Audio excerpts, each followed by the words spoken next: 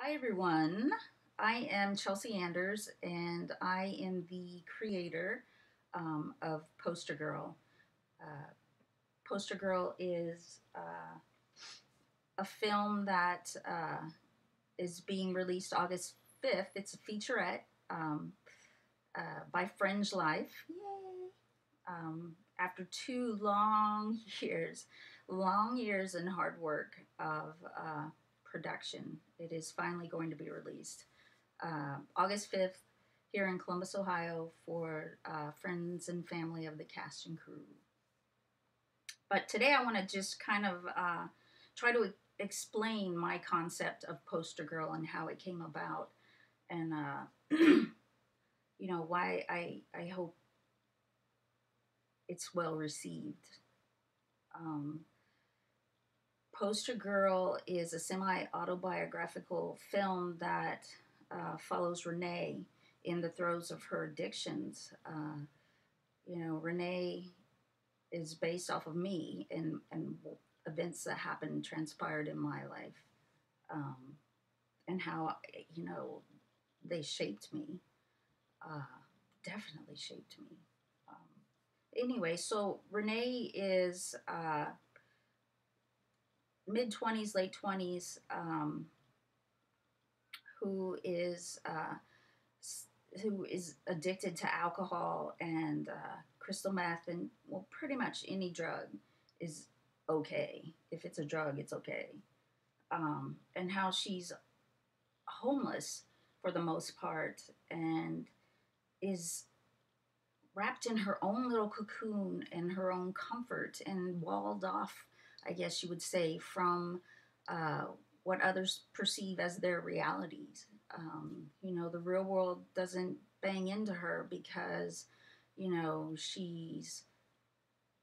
she's comforted and warmed by being habitually uh, under the influence of something. Um, I think the reason that this whole idea was important is important to me is because after I got sober and for the longest time, people still want to know, how could you live on the street and have had so many opportunities to get sober? I went to treatment 12 times. Um, how could you not do it? How could you be okay with being in the hospital, waking up in the hospital because you drank way too much, or having a seizure because you tried to sober up and your body was like ugh, and then still go back to drinking? How can someone do that? How can someone not see the predicament they're in? And it starts at the root for me, how I've always felt about myself and how, events have influenced and shaped uh, the, I guess, the despise I've always felt inside, the contempt I've felt inside for myself. I remember, growing up, I was terrified of my father, and I remember that from an early age, that he was in charge, and you minded your p's and q's when he was around, so that everything would be copacetic. Um, my parents took in foster kids, and it was through this that I was sexually molested at a young age. And I grew up Catholic and in this Catholic school, and these things were happening, and I didn't understand. I must be being punished. um, Something about me just isn't worthy or right.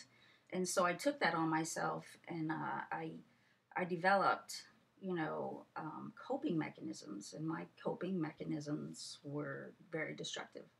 But they comforted me, and they weren't always horrible because I had a lot of fun. I had a lot of fun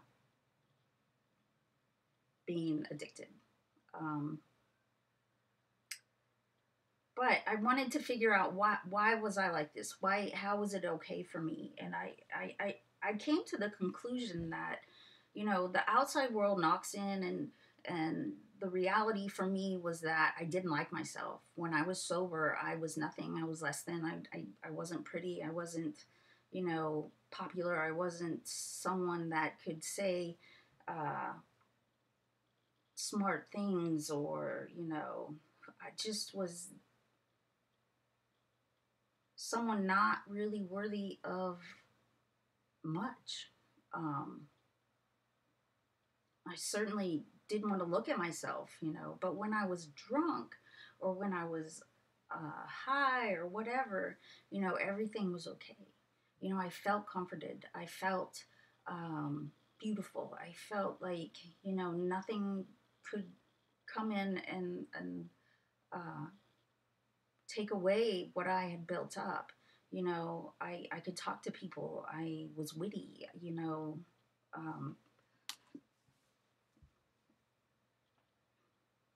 I was okay. That's the plane of it. I felt okay, and even on the streets, even being homeless, it's like I was okay because I had walled myself in to where I felt okay. I really felt like everything was going to be okay. Um, I know a lot of people think it's because I knocked any sort of responsibilities that I could possibly have, and other people took on those responsibilities, but I really didn't see it as that. I didn't see that I was a burden to other people. And Renee is like that. She doesn't understand why people want her to get better when she's feeling like I'm okay. I don't need to get better. I don't understand why you want me to get better.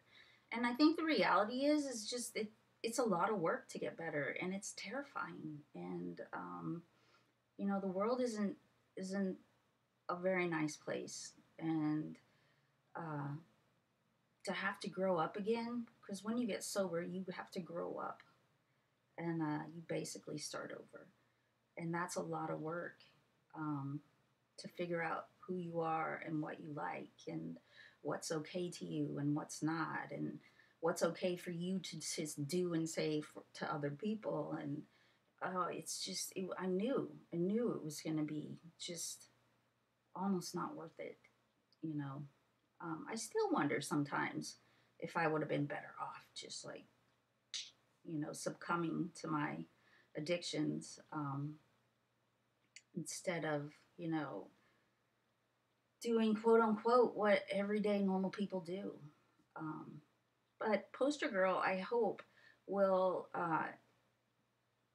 kind of give people an idea of the thoughts, the thought processes, and the feelings that Renee struggles with, when it comes to her addiction. Because basically, she's in a relationship with her addictions. um, the people she encounters, and how it didn't matter where I was or who I was with, they were the same type of people. Like the Poster Girl doesn't have character names except for the addicts, because the girlfriend was always the girlfriend. The therapist was always the therapist. Didn't matter where I was in treatment at, it was always the same thing. Um, the homeless people were always, you know, pretty much the same. We bundled together and looked out for each other. So nobody really has a name except for the fellow addicts, and I did that to show that you know we exist, and what I'm feeling, I'm trying to convey through Renee, isn't necessarily what's being conveyed through another addict. So, like, I can't speak for other addicts, but I can say that sometimes, the commonality is that, you know, we just don't like the real world as far as being able to understand how to embrace it, um, and feel like it embraces us. So we do our drugs and whatnot to be okay, and to get by and to live every day. So um, it's a featurette. It's got an amazing cast. It's something that really passionate about. And if you watch it and you don't really understand it, it's kind of like, there you go. You don't really understand addiction. Um, Thank you, and we will definitely update again. We will have a meeting or a video with some of the cast and my co-director extraordinaire, Ace and Intrigue. So, thank you.